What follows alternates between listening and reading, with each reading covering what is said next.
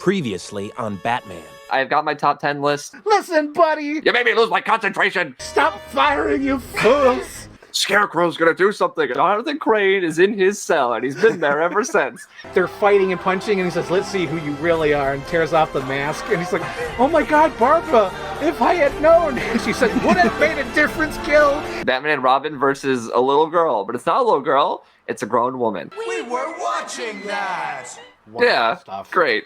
Love it. That's a fun one.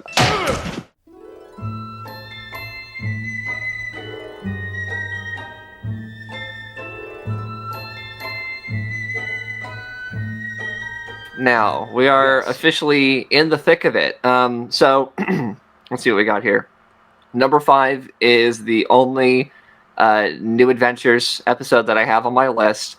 And I feel like if you know Kirk and I, you should know what the episode is. And that is Old Wounds. So this is, of course, the introduction of Nightwing. Dick Grayson is grown up. He's a guy with a mullet now. And he goes by Nightwing. And normally Dick Grayson talks like this, but now he's cool. So he talks here. He's Batman. And we even get that. So we get Tim Drake, Robin. He's in this, and he teams up with Nightwing. And he's like, why don't I see you around the cave? What's up with you two? He's like, things change. He's like, huh, funny. That's what he said too. Things change. And you're like, oh my god, they're the same person. Which is, as a Batman and Robin fan, as a Dick Grayson fan, I like that kind of thing. I like Dick Grayson is a kid that has a similar event happen to him. He's a different person, but he ends up like Bruce anyway. Like they're the same person and they can never acknowledge it because they're too prideful. They're too much into themselves that they can't like look at each other and admit it. So yeah, we get the sort of reveal of why Robin quit, what led to all that. And this is one of those examples once again where it's like, is this the BTAS Bruce, where he's like crashing into people's homes and beating people up in front of their children? That's why Robin leaves, because he's so violent. He's like, not like this. Not in front of his family. Debatable. But it all gets wrapped up in the end when we find out, like, oh, Mr. Wayne's a swell guy. Like, he comes and talks to me, asks how my kid's doing. He gave the guy a job, this criminal that was working for the Joker. Ultimately, Bruce Wayne did help him. So Batman is a good guy after all. But there's so much character drama here. You got all the stuff with Barbara and Dick and Bruce. We get the classic joke of Barbara going in the Batcave, and Alfred walks up and he's like, our secret is out. Yes, I admit it. I am Batman. She doesn't even humor him. She can at least say something nice, but she doesn't. She doesn't. Yeah, that's like I remember watching this episode. It was like so intense because they follow him down to the house. Instead of like being chill about it, they just like bust through the window. I'm like, oh jeez, hardcore. Sweet though, I do like that reveal at the end where he's like, "Yeah, Bruce Wayne gave me my job." I'm like, "Oh, thank God, Bruce." Oh my gosh. All right, there's the Bruce character we know and love. Mr. Wayne is a good man. Because in the New Adventures, like I think that's the thing that made me kind of turned off about the New Adventures is just that he sort of just became too cynical, a little he's too cold. cynical.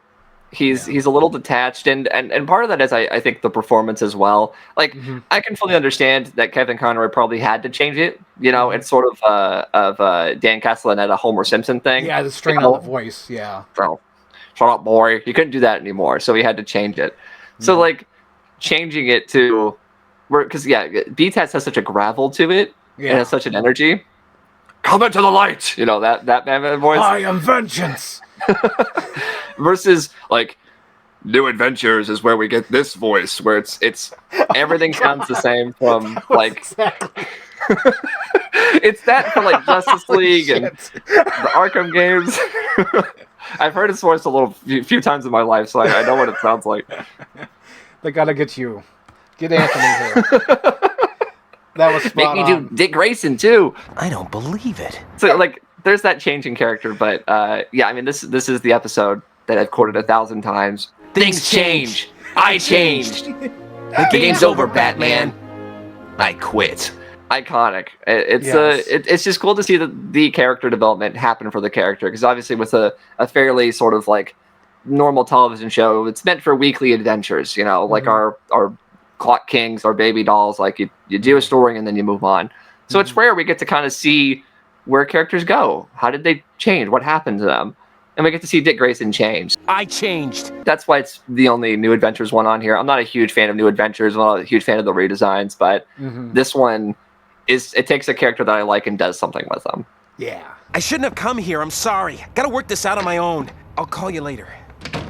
So my number 5, again, this was in competition with another one. I was like, I choose you. I chose Trial over... Hey! Our first double! Oh my god! Do we line up? This Trial is my number 4, so this would have been the next one I talk about. So yeah, shit. Okay, we'll just combine it. Okay, we're good. So like, I chose Trial over Almost Got Him. Love Almost Got Him. Great, but I chose Trial over that just because the element, the thing that I really love about this episode is that it's about someone who doesn't like Batman defending Batman, and then learning about, oh my god, all you guys, you didn't need Batman. Like, you would all become who you were going to be without him. And that you created him, basically, and he's here for that. And it's so good. And, again, you get all the interactions with the characters that we normally don't see, although some of them are silent, like... The Riddler? Riddler, he's just chilling. The Riddler does not speak. They didn't pay him enough that week. And I love, like, there's, like, a little, like, hint of older episodes. He should have let me bump off Harvey Dent. We'd all have been better off, wouldn't we, Harv? So great. And then Janet is like... This is crazy. That's beside the point. Just keep it going. Batman never panics. You know, Batman plays along until the right moment strikes, and then, like in this episode, when it strikes, it strikes. Yeah, I did the exact same thing. I picked it over Almost Got Him, which is a classic. I really like that episode. This one does feature a callback to that episode. Hit him with a rock! So it's like, okay, Batman did a good Killer Croc impression. He did his homework. He didn't just bullshit. That actually happened. That works. I love the character stuff in this. This episode is exactly my blueprint for how Joker and Harley should act. I am a fan of Joker and Harley. I know there's reasons to like or dislike or whatever, but they are so, like, lovey-dovey, but at the same time, you know, like, Harley doesn't just take shit, you know, like, there's always this sort of idea of, like, oh, the Joker just hits her and whatnot, and that's it. And it's like the same sort of similar thing you mentioned in the Harley Quinn 8 episode, where it's like, you know, oh, but did he mention that, like, he ratted you all out just so he could get, like, time? And he's like, oh, no, don't tell her. Like, that's fun, and it's goofy, and they're still, like, lovey-dovey, and they're both evil, and I like that. I like for them to both be these sinister people as opposed to one way or the other. So this episode is exactly how I like them to be portrayed. You get to see so many characters. It's so fun. They're all role-playing this trial scenario, and they even find him not guilty. They're really crazy. Let me go! Oh! Anything you say, Janny Pooh. I like how Janet was so against Batman, but it ends up saving their ass because she has that Batarang from earlier in the episode. So she throws the Batarang to the light, and then we get to the top 5 Batman moments ever where he takes them all out in the dark and it's all lit by, like, gunfire. Joker starts firing and almost hits Killer Croc, and it makes the whole thing go off. Like, yeah, these people can't handle it, but Batman is Batman. So, like, in these situations, this is where he thrives. Like, it is a perfect example of, like, why we need Batman. The whole gimmick of this person, because, you know, it's a very comic thing of, like, what does Batman really do? He's a rich guy that beats up, you know, homeless people or depressed people. Like, Batman is a hero, and he fights criminals and crazy people and stuff like that. Like, that's what he does, and you get to see him do that. So, like, if you like Batman for those reasons, you get it in this episode. So what's not to like? Oh my god, and even the last lines. But I'm still going to work toward a city that doesn't need Batman. Me too. Yeah, perfect.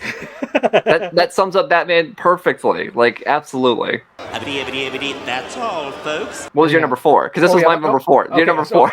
Okay. All right, we'll do my number 4. I think this is my only New Adventures episode because it feels like a Batman animated series. Double Talk. Okay. Yes, with the ventriloquist. There's a couple characters throughout the series. I'm like, oh my god, I love them. I love ventriloquist. Holy hell. He shows up, like, several times. He even showed up in Trial. Oh, yay. Oh, yay. He says, oh, yay, dirtbags. Dummy up. Sheesh. I gotta do everything for you. Oh my gosh, but I love Double Talk because it's all about what I like about Batman show, or, you know, the thing that you want Batman to do is rehabilitate his villains. Mm-hmm. And it's Arnold Westler. We finally get his name. He's no longer the ventriloquist because he's his own person. He's going to go clean, hopefully. He's just like a normal little Weasley guy, and Bruce Wayne gives him a job, and Wayne has like this halfway house, but he keeps getting fucked with because they keep messing with him. It's almost like Psycho 2, where they keep messing with Norman Bates. Okay. Yeah. And they keep calling him, and he's like, Dummy, I know you're there. Pick up. like he's on the street and he gets bullied by these guys like, come on, we want to see the Scarface. And then Batman's like watching and it's like, hey, leave him alone, scram, he doesn't want to talk to you. I think my favorite moment is at the end, though. I was playing possum, laying low till the heat was off. But then you two numbskulls start up. And when the muscle starts thinking it's the brains, then it's time to amputate. But I love this because it's all about what Batman does best, or what his goal is to try to rehabilitate these characters and have them live a better life. I even love his like little theme. It kind of sounds like the Bug's Life musical theme, like, you know, butterflies. That's kind of it's a weird choice, but I like it because it's a like you said, a prime example of what we just talked about in the last episode of Batman working towards a world that doesn't need Batman anymore. So if you can get these villains off the streets, if people just stop picking on them, for the love of God. There must be a guardian angel watching over me. Top tier for me. Top tier. Great. It's an S. S tier. Okay. As for Scarface. S for That's it, dummy! When I get my hands on... Number 3 is another two-parter. So obviously I talked about my love for Robin earlier, and this is where we see his origin. This is Robin's Reckoning, which is another heavily quoted one between me and my friend Kirk. Zuko's mine! Like, I love that. I said it earlier, but like, I love the concept of Robin. I love the idea of Batman getting a chance to fix what happened to him. You know, like, that's such a motto of Batman, like making sure what happened to him didn't happen to others. And he witnesses this firsthand, like what happens, and taking that chance to try to help this young kid. And I think it is important that he's young. You know, like, I understand why you age him up for stuff like Batman Forever, because you don't want a little kid running around in a Batman movie. But this is animation, and to be fair, even in the show, they don't show him as a little kid. They wait till he's older to kind of show a more grown-up Robin. But yeah, just this idea of Bruce taking someone under his wing, and it's classic sort of mob gangster stuff. There's not a lot of like big supervillain craziness. Stop already. We can handle the Batman. Oh my God. So yeah, Tom Wilson is such a great voice actor. Yes. If people probably know stuff from like SpongeBob, but yeah, obviously like Biff. And he's great as this like, he's basically Biff. Like, he's just an idiot. Even like, his henchmen look like the henchman. That's what I thought too. Because like one had glasses. Yeah. I was like, oh my God, they're really going into this Back to the Future reference here. He's like an idiot, and then he's like super paranoid at the end, and I really like all that. He was right though. He's like, you're starting to worry us. Batman. He breaks his leg. So it's like this story of Batman finds the guy who originally killed the Graysons, and so he goes after them. But Robin, that's what he wants. He wants to finally confront Tony Zuko and stop this guy once and for all. And in it, we get these wonderful little flashbacks. We get really, really young Dick Grayson and these beautiful scenes of him in this big sweater. He's got like the Billy Crystal sweater, and just like wonderful little stuff of him being like, Does the hurt ever go away? I wish I could say yes. But it will get better in time. being really honest with this kid and seeing where that goes, and hopefully changing him for the better. And then he grows up and he does the Akira slide. That might be the first reference to the Akira slide post the film that I'm aware of. It's one of the earliest, if not the first, which is cool. But yeah, we get because Robin is such a character. And very early on in this episode, there's like guys on like this sort of scaffolding, in this building. And Robin comes in like, Yahoo! And he's like swinging in and beating up bad guys and having a good time with it. And I guess they do that to sort of juxtaposition this idea of him being like serious, because this is not like fighting a silly Batman villain. Like, this is this is real someone who actually time. killed somebody. Yeah. I think if people weren't sure about Robin as a concept or a character or anything, I think if you watch this episode, you get why Robin is important, because obviously there's tons of Batman media where there is no Robin and they never address it and things like that, which is fine. I get it. But like, this shows you why that is a really cool and interesting idea to use if writers choose to do so. And I think they showed that really well. So that's why it's so high. It's a perfect showing for one of my favorite characters. Yeah, and I like the history that they do with this too, because you see everything. You see when Dick Grayson is younger. I have to mention it. Sitka the elephant, when he says goodbye. Oh my God! I know, Sitka. I'm gonna miss you too. And I do like that chase between Batman and it's cool, right? That's so cool when they're on that. Oh, it's so good because like he throws them on there and he's like hiding. He's got his broken leg. Perfect. He's like in the shooting gallery and the carousel. And it's good. It's really quiet and it plays it out without having to like go past anything or linger on anything. Like it takes its time appropriately for that whole sequence. Come on, partner. It's been a long night. Okay, so we're on my number 3. Oh my gosh. My number 3. Beware the Gray Ghost. Oh my goodness! So this is on my list, but obviously it is higher. So yes, I guess it's my number 1. Personally. Oh my gosh!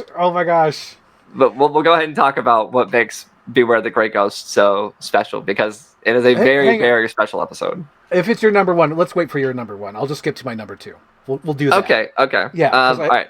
That's fine. So I'll skip to my number 2. My number 2, A Bullet for Bullock. That's a good one. Yeah, I mean, so good. Bullock is a great character, and it's I'm glad how much they used him. And so, this is a special episode. Yes, I picked A Bullet for Bullock because it's so Gotham. This episode takes place between that gray, mushy winter between Christmas and New Year's, where like the decorations are coming down. It looks like garbage. It's dark and nasty in Gotham. And we're following Bullock, a character who's like a big giant slob. Like literally, he's like a walking blanket, basically. He's just all fabric. Right. But I love this episode because he finally teams up with Batman. And in my continuity, in my head, this definitely takes place after Mask of the Phantasm. I would say that because he trusts Batman now. I would say. Because he can work with him. He trusts him enough to have him investigate this. And like, I don't even really think it focuses on Batman. I think the whole episode's like Bullock, because like Batman is like a secondary character. He's like, I'll help you find out who's after you. And then we just see Bullock's life, how like he like lives in this nice studio apartment, but his apartment is just gross. He's got bags of garbage in there, cockroaches in there. Oh my gosh. And his poor landlord. Oh my God. And I like Batman comes up with this huge list, and they think it's Lee Marvin, and then they arrest him. Merry Christmas, Vinny, and Happy New Year. And then at the end of the episode, he's going home, and he says, "You should have taken my advice, Bullock. You should have left town. I tried to scare you out. I didn't want it to come to this." Twisted, you find out it's the landlord, the poor landlord. And he's just like, oh my God, I would have never thought of that. And then like Batman's like, man, you've got enough problems. It's perfect. I love this episode. It's a perfect little sort of character spotlight. Batman has so many wonderful side characters like Renee Montoya and Jim Gordon, and like they fill up the GCPD really well. And yeah, Bullock is such a wonderful character to kind of have that sort of look into, because he's just not Batman. He's everything Batman is, except horrible. Like he's fine. He's at least a decent person, but he's got nothing. Do you want to live, Bullock? So my number 2 is me. My number 2 is Heart of Ice. This is the essentially like life-changing for Mr. Freeze adaptation of the character. Mm-hmm. Like Mr. Freeze probably wouldn't even be a Batman villain today if not for this sort episode. For this episode. The beautiful Mike Mignola sort of design of Mr. Freeze, just so perfect. Like just the little red circles that you'll sometimes see shrouded and everything. It perfectly creates this sort of emotionless, almost robotic nature of Victor Freeze, which is perfect because his whole backstory is about how he's a guy just trying to help his wife. And look what happens when you take that away from him. He becomes this cold, detached, just heartless person. Think of it, Batman. To never again walk on a summer's day with a hot wind in your face and a warm hand to hold. Oh, yes. I'd kill for that. And I, almost like a Sam Raimi movie, I really like the sort of extras that play in this. So there's he has this like henchman, and like their classic sort of henchmen, they're guys in like parkas and everything. And one of them gets like his legs frozen, and they're like, "Boss, what about him?" And he's like, "Leave him." Now he's paid the price for his incompetence. But he's one of us. These guys care about their fellow jerk, but Mr. Freeze does not. He does not care about a single person in this entire world. Nora. Which I think is a perfectly good sort of use of his sort of motivation and everything. I think that's a good way to do it. Modern interpretations have done little different things here and there, and some people like some and some people don't. But I like that it's this person who loves this woman and is willing to do anything for her, no matter what that means. Obviously, Freeze is a character that can continue because as long as you don't have him with his wife, then he'll always have motivation. He'll always have a reason to kind of do something. I think they tried to do something post Sub-Zero where, they're like, well, he doesn't have a wife anymore. She's cured. She's fine. What do we do? Turn him into a head. He's the head now. Whatever. Oh my gosh, I think that's like the most vulgar thing that they did. It really screams of like, what do we do? They luckily redeem it with Beyond and his whole ending bit Beyond there. Episode. Oh my god. That's really good. Obviously, if we were doing a top 10 of that would be on there. But I think that'd be my number one. Oh my god, just for that last line he says. Jesus Christ. Believe me, you're the only one who cares. I was like, oh. And he's like the only Batman villain we see the whole arc. We see him, how he became, we see what happens, and then we see how he dies. And it's just like, oh. Yeah. And it's sad. He's like the most tragic, because even the new Batman wants to save him. He's like, your life. Oh my god. Yeah. And so it all started here. And if we didn't have this wonderful sort of job doing this character justice, then we wouldn't have evolved into things, and we wouldn't have gotten Arnold, and we wouldn't have gotten anything past that. So like, I am extremely thankful for this episode, for bringing my favorite Batman villain to light and making him what he is today. And a rare Mark Hamill performance where he isn't the Joker. So yes, he plays Boyle, which is funny, Mr. Freeze. That's right. It's good. We're hosting a ceremony tonight for Gotham's Humanitarian Industrialist of the Year. Guess who's winning? I feel ill. It really just, especially with Paul Dini, because Paul Dini wrote this episode, and obviously Paul Dini is one of the co-creators of Harley Quinn, and it's like those two are like the most remembered things about BTAS, in my opinion. It's like the character they invented and the reinvention they made. So it's like, it just goes to show that the people that they had, whether it was Paul Dini or Alan Burnett or whoever, like, they had a really firm grasp on what this world could be. And it's a perfect example of not everything needs to be one-to-one. Sometimes people are allowed to make stuff and make it to what they want to make it. Because if this had been a one-to-one, oh my god, Mr. Zero, my god, no thanks, we're good. No thanks. Oh my gosh. Can't end this way. Vengeance. No justice. Oh my gosh. Okay, so it's my number one now, right? Yeah, if you want to leave Grey Ghost for the final talk, then I guess you're number one. Okay, my number one is Riddler's Reform. Okay, yeah, Riddler was tough because like I love Riddler, but he's barely in the show. He's like in 4 episodes total. But yeah, this episode we're talking about like getting to see characters change and do all this stuff. It's cool to see them sort of attempt this idea of like, what's the Riddler supposed to do eventually? Well, here we go. I love it too because Batman doesn't trust Riddler. Up to your old tricks already, huh, Enigma? Because why would he? Because why would he, right? And then he's like selling toys or whatnot. And I do love when Riddler could easily reform, but he's like... He's right, you know. Who? Batman. He is going to catch me. And he's like, oh my god. And then I love the clues. Like, the clues are so good in this one. Yeah, I'm a new man, but you probably won't figure it out until it's too late. I love when he writes on the board and then Batman's like, he turned it over. I love that Batman just more like, because we talk about those other characters where it's like Batman really wants to help them, the ventriloquist, Harley Quinn, whoever, Two-Face. I just think he doesn't like the Riddler. I think he finds him annoying and irritating. I just doesn't like this guy. He does not care. He does not care. And then he doesn't even, like, he really, really doesn't care because, like, oh my gosh.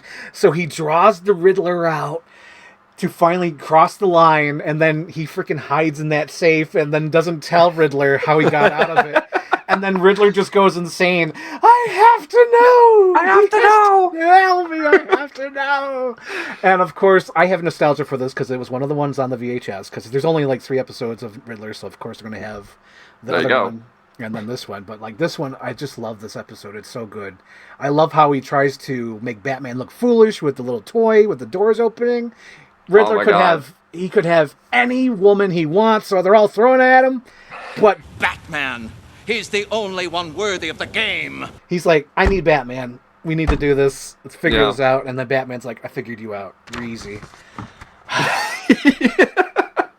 Perfect. It's the perfect use of a character like the Riddler. Absolutely. Perfect. And I totally get why, because I'm sure writing the clues and making it, like, you know, not too dumb, that's probably difficult to do. So I understand why there's only 2.5 episodes, because I don't really like the Riddler's reality or whatever the hell that episode's called. That one sucks.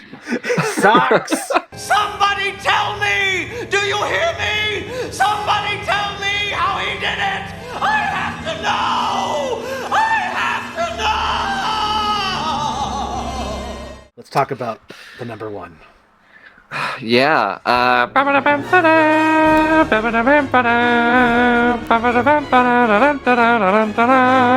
This is one of the best Batman stories ever. Period. Yes. I think it's great because this is one I definitely remembered as a kid. Like just the sound of like the whirring little RC cars. There they are. Just so much about it is stuck with me, and it works for just a Batman adventure, but it's also just like the ultimate meta Batman experience. Like Bruce Timm is the villain of the story. Like it looks like him. He voices the character. My toys, my toys, my beautiful toys. Fandom is the enemy. Like I think that's so fun, and they don't do it over the top. Like I feel like it'd be so easy to fall into a pitfall of that.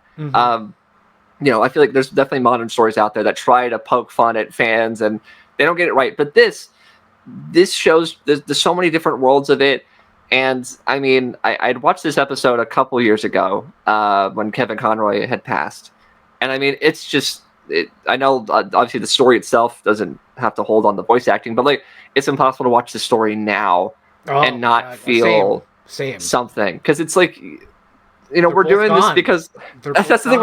We're both Batman fans. That's why we're doing this. And, you know, I like pretty much all versions of Batman. And Adam West is one of those things that I love about Batman. He's iconic. As a kid, I used to watch you with my father. The Grey Ghost was my hero. So it wasn't all for nothing. I know we're going to be jumping all around on this one, but like the ending of him essentially learning that he's Batman is so... You know, as a kid, I used to watch you with my father. The Grey Ghost was my hero. Really? And he still is. It's perfect, especially because like this came out when I was so little. Well, not the episode. The episode came out before I was born. But like I watched this stuff when I was so little. So I've been a Batman fan since I was like a little toddler. Yeah. So you know, I've held this world and these characters with me for most of, if not all of my life. So that's why, because that stuff just hits so hard. Him showing him his like collection of Grey Ghost stuff, because Batman wouldn't exist without the Grey Ghost. Like that's the reason he is who he is. Like, oh my god, it's perfect. It's so good because for those who don't know, like my first Batman, I'm pretty sure was Adam West. It came before Michael Keaton. I was watching the Adam West '60s Batman. So like for a long time, he was my Batman, that Adam West one, because like that episode, oh my god, it's such a great movie.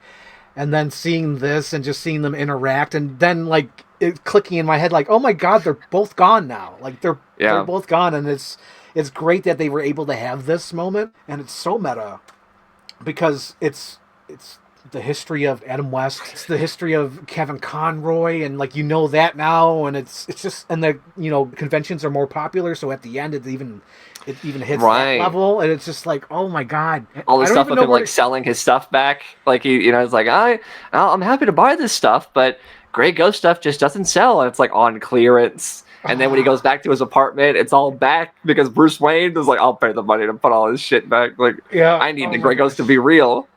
And that line hurt me so much too. Where he says, "I'm not the Grey Ghost," and Bruce Wayne's like, "Yeah, I can see that now." It's like, you're no hero. He takes his baseball bat and throws it to the ground. Oh my god! You lied to me. And then he comes in dressed as the Grey Ghost, and then, like you mentioned, he shows them the collection. And you know what's even... Okay, we mentioned it before, but like Beyond. There's a great episode in Beyond where Bruce Wayne has to hide his identity, so he puts on the Grey Ghost outfit. And I was like, oh my god, this is like too much for me. And this is too much. And then like the animation in this one is spectacular as well.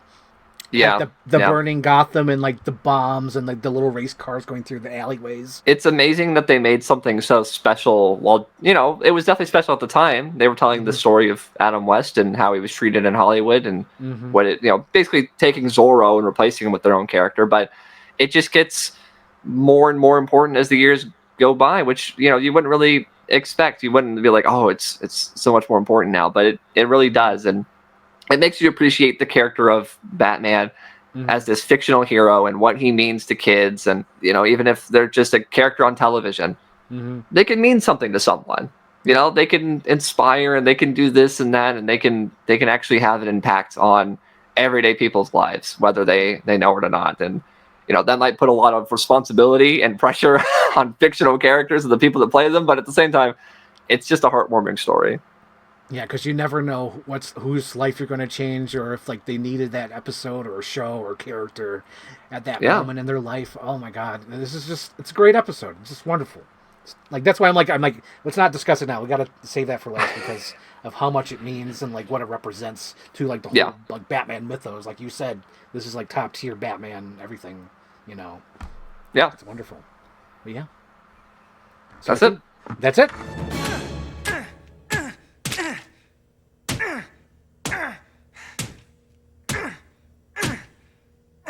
So thank you guys for watching. Anthony, do you have anything to plug? I guess, I've got a podcast, of course, called The Grund. I do with my friend Kirk, who I mentioned a number of times on this. I've got a YouTube channel, Anthony Reviews, where Anthony reviews. I do toy-related content there, so if you want to check that out. Go back to where it all started, with toys. I'm not sure when this will premiere, but Saturday, November, what is that, 30th?